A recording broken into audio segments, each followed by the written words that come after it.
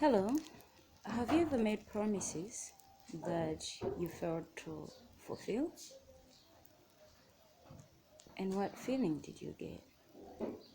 This morning, I want to encourage each one of you to be making promises that you will fulfill.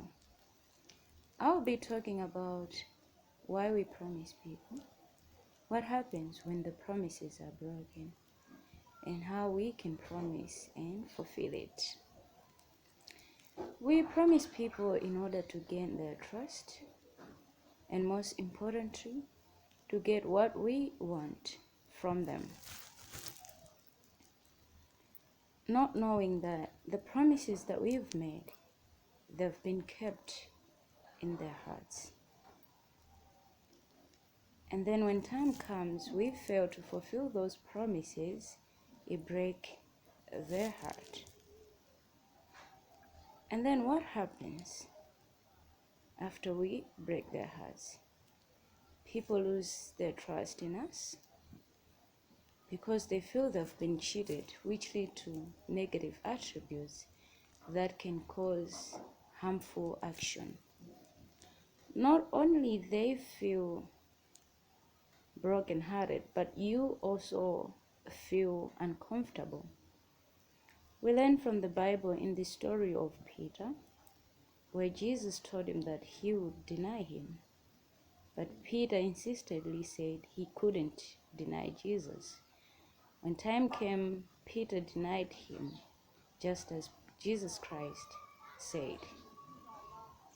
And then he remembered every promise that he made to Jesus that he wouldn't deny him. And then it haunted him so bad that he started crying. So we could learn from that story that the promises we make will not only make those that we have promised unconscious, but also it will also make us to be unconscious. So, what can we do in order for us to make promises that will be able to be fulfilled? There are 5 steps that we can follow in order for us to fulfill our promises. First, we need to be organized. We often make promises impulsively, but it's wiser to stop and think before we agree to act. Be sure that you have the resources to complete the task, and clarify exactly what commitment you are doing. Don't say yes if you doubt you can't keep the promise. Politely decline the request or negotiate a compromise. Second, be motivated. It's much easier to keep a promise when you genuinely want to do so. You're enthusiastic, you will not let anything get in your way. But think carefully about your motives. Do you really want to help out, or you are just saying yes to please people?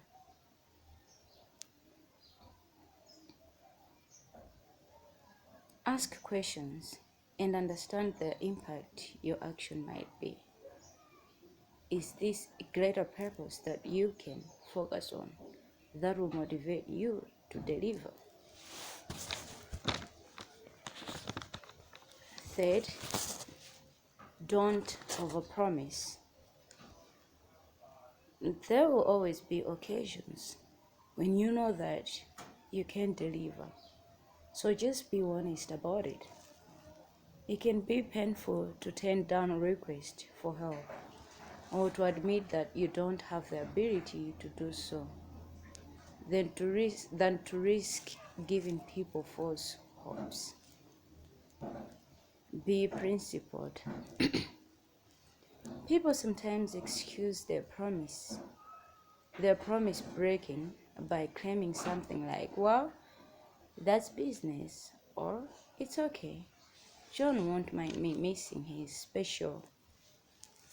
speech. He knows I'm always busy. Avoid this. They'll put your honest, dependability, and reputation on the line. Instead, strive for high standards of behavior. Lastly, be sincere. Everything that we do should come from deep down our heart. If we show sincerity in it, you can be able to give out everything that you have promised. And then what feelings do you feel when these promises are fulfilled? You feel joy? You feel joy which comes from fulfilling promises.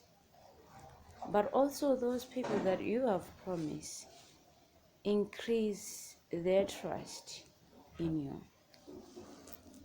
And people will get to know you as a promise keeper, and they will trust you. So from now onward, it's not good to be called a liar and a promise breaker. Instead, be one of the great people today who keep their promises. Remember, do not look cheap by not delivering what you desire to deliver. Be among those who are the first options to look at, that when you stand in need, you'll be able to be helped no matter what. So I encourage each one of you to be the promise keepers today, to be those who brings joy around others.